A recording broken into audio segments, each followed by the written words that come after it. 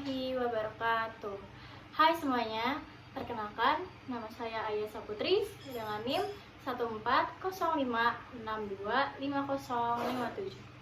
Jadi di sini saya akan menjelaskan tentang salah satu fenomena sosial yang sering terjadi di berbagai daerah, yaitu seorang pelajar yang berasal dari keluarga underclass atau kurang mampu, tapi dia terlibat tawuran antar pelajar.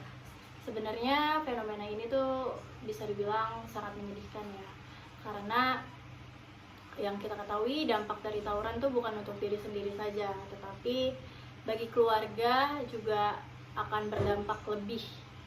Apalagi yang kita ketahui mereka berasal dari underclass atau keluarga yang kurang mampu, bisa dibilang kalau misalnya dia terlibat tawuran malah menjadikan rantai kesusahan keluarganya menjadi lebih panjang. Padahal yang mereka ketahui, keluarganya sudah berusaha keras untuk bertahan hidup, untuk membimbingnya, untuk mengasih pendidikan, tetapi ia malah menyalahgunakannya seperti melakukan hal-hal tersebut. Jadi di sini saya akan membahas tentang teori dari ilmu pengetahuan sosialnya, terus psikologinya. Habis itu juga saya akan membahas sedikit tentang teori pendidikannya. Mengapa sih mereka melakukan hal seperti ini? Dan apa sih penyebabnya, serta bagaimana cara mengatasinya untuk menghindari dan memutuskan tali kesusahan ini. Contohnya seperti ini, atau yang ini, atau yang ini. Seharusnya pelajar-pelajar seperti mereka mempunyai motivasi tinggi untuk mencapai cita-citanya, tetapi mungkin saja mereka terdorong karena ketidakadilan dari kehidupannya, seperti lingkungan yang keras, habis itu juga ekonomi yang sulit, terus juga pendidikan yang kurang memadai yang membuat mereka tuh merasa dunia ini tidak adil, yang menyebabkan mereka melakukan tawuran-tawuran seperti tersebut.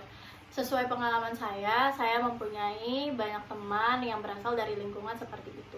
Mereka melakukan perlakuan-perlakuan kriminal seperti tawuran, mabok-mabokan, narkoba, karena faktor-faktor yang mempengaruhinya. Salah satunya karena keluarga yang tidak mendukungnya dan tidak mendapatkan kasih sayang dari kedua orang tuanya. Alasan mereka melakukan kegiatan tersebut karena mereka ingin dipahami, ingin diakui, dan ingin diberi hormat. Kalau misalnya mereka tuh ada di lingkungan tersebut, kalau misalnya tuh mereka kuat, mereka berani, mereka tangguh. Kalau kita kaji lebih dalam lagi dalam teori sosiologis, ini termasuk dalam teori Karl Marx, yaitu teori konflik. Mengapa masyarakat kelas bawah melakukan pemberontakan seperti ini? Karena mereka merasa tidak diadili dalam kelas sosial. Jadi ini mungkin sebagai salah satu cara mereka untuk melakukan perlawanan simbolik agar mereka dapat diakui dalam lingkungan tersebut. Dan lagi pula ada juga teori yang menjelaskan, yaitu teori subkultural yang dijelaskan oleh Albert Cohen, yaitu di mana dia menciptakan nilai moral baru atau nilai-nilai norma baru dari norma normal yang seharusnya dilakukan oleh masyarakat pada umumnya. Maka ia menciptakan norma baru yang berarti ia dapat menjalankan kehidupan kemasyarakatan dengan terstruktur. Padahal norma-norma yang ia bangun, norma-norma yang mereka adakan seperti norma loyalitas, solidaritas yang mereka anggap sebagai jalan menuju kebersamaan, padahal itu menjadi salah satu awal ketidakmerataan atau kehilangan arah dari struktur sosial yang ada. Dari sisi psikologi sendiri, banyak remaja yang berasal dari keluarga kurang mampu tumbuh dengan tekanan yang lebih daripada remaja pada umumnya. Mungkin saja mereka tumbuh pada kondisi keluarga yang terdapat konflik keluarga, terus juga kekurangan ekonomi, dan rasanya rendah diri yang membuat mereka tuh semakin tidak percaya dan tidak mempunyai makna kehidupan. Di sini peran teman sebaya sangat penting. Kalau misalnya teman sebayanya adalah sekelompok orang yang sering tawuran, maka ia mengambil peran, mengambil langkah menjadi sesosok orang yang mengikuti kegiatan-kegiatan tersebut atau komunitas tersebut agar ia merasa dihormati, diakui, dan merasa diterima dari sekelompok tersebut, yang menjadikan perspektif mereka merasakan rasanya dihargai dan diakui oleh keluarga. Maka mereka akan menyebutnya dengan keluarga kedua karena kebutuhan emosionalnya dipenuhi oleh lingkungan tersebut. Namun, pengakuan-pengakuan semu ini sangatlah berbahaya bagi remaja tersebut karena tawuran tidak berdampak bagi dirinya saja, akan berdampak bagi keluarganya. Apalagi kalau misalnya ia sudah terjerat dalam hukum-hukum yang berlaku, maka pendidikan ia akan terancam dan berpeluang kecil bagi masa depannya, serta memperpanjang tali kesusahan keluarganya yang seharusnya ia sudah menjadi tumpuan keluarganya, ia sudah menjadi acuan keluarganya, malah memperpanjang dan meneruskan tali kesusahannya dari generasi ke generasi. Dalam konteks pendidikan itu sendiri, tawuran adalah salah satu tanda sistem kegagalan dalam dunia pendidikan, apalagi kalau lembaga pendidikan sangat amat mendorong pada bidang akademis. Mungkin saja remaja-remaja yang dalam konteks kurang untuk akademis akan merasa tertinggal, akan merasa rendah jika memang ditekankan pada konteks akademis. Yang mereka butuhkan hanyalah ruang aman untuk mengekspresikan siapa dirinya. Dan kalau misalnya lembaga pendidikannya tidak bisa membimbing, tidak bisa menjaga atau tidak bisa menjalankan sistematis pendidikan yang dibutuhkan oleh remaja tersebut, mungkin saja itu salah satu kesenjangan sosial di mana lembaga pendidikan yang berada dalam lingkungan tersebut tidak memadai dalam sistem pendidikannya, terus juga pendidiknya, habis itu bimbingan konselingnya yang juga bisa dibilang belum mencapai tujuan dari lembaga pendidikan tersebut. Inilah yang disebut dalam sosiologi reproduksi sosial kemiskinan, di mana remaja melakukan tindakan tawuran yang akan mengancam masa depannya, apalagi kalau sudah bersangkutan dengan pendidikan, ia akan dikeluarkan dari pendidikan tersebut dan akan berpeluang rendah untuk mencari pekerjaan nantinya, yang akan menyulitkan keluarganya untuk memutuskan tali kemiskinan, yang padahal mungkin saja orang tuanya sudah menjadikan ia sebagai harapan utama untuk memberhentikan rantai kemiskinan dan kesusahan ini, malah makin memperbanyak dan makin mempertingkat beban kehidupan orang tuanya. Untuk memutuskan rantai seperti ini diperlukan lintas ilmu, yaitu ilmu sosial, ilmu pendidikan, pendekatan keluarga, dan kebijakan pemerintah menjadi concern utama memutuskan rantai ini. Kalau misalnya dari sosial sendiri, mungkin dukungan-dukungan komunitas di lingkungan sekitar itu sangat amat berpengaruh, seperti adanya remaja masjid, karang taruna, ataupun kumpulan-kumpulan remaja yang melakukan hal-hal positif itu sangat amat berpengaruh untuk mendistraksi mereka melakukan hal-hal negatif yang sebelumnya sudah ia lakukan. Kalau misalnya ada karang taruna, remaja masjid, pastinya banyak proyek-proyek yang akan mereka lakukan, seperti membangun lingkungan dengan suasana yang lebih positif, suasana yang lebih berguna, suasana yang lebih tentram.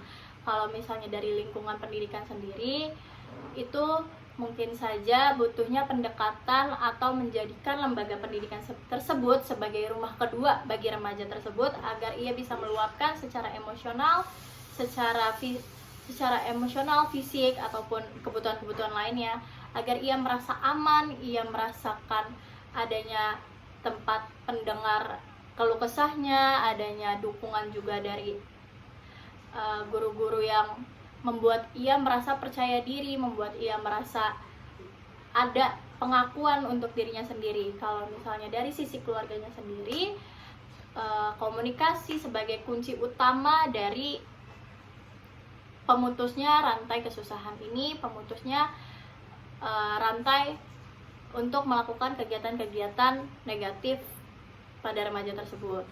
Terus juga kalau dari keluarga sendiri, kasih sayang, terus juga bimbingan emosional itu juga sangat amat penting dan berpengaruh bagi tumbuhnya kehidupan remaja tersebut.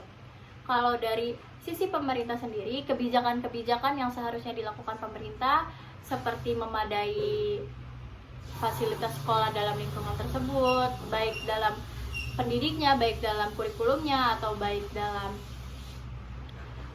cara sistematis pengajaran dalam akademis non akademisnya. Itu sangat amat penting dalam membangun lembaga pendidikan dalam lingkungan tersebut.